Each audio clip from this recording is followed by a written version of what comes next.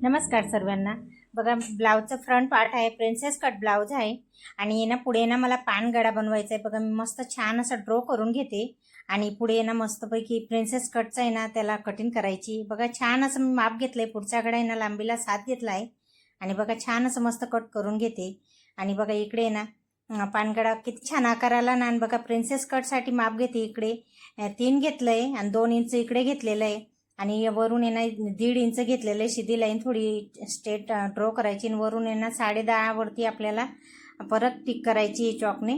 आणि बघा इकडे ना परत 3.5 मला घ्यायचं आहे, जेणेकरून आहे ना हे 3 घेतलं खालून, 3.5 घ्यायचं आहे आणि वरून आहे ना खूप छान असं मस्त राऊंडमध्ये ड्रॉ यायला पाहिजे। सिद्धी स्ट्रेट लाईन नाही करायची तिथं, असं राऊंड जर आलं ना आपलं ब्लाऊज खूप अंगावरती छान बसतं परफेक्ट।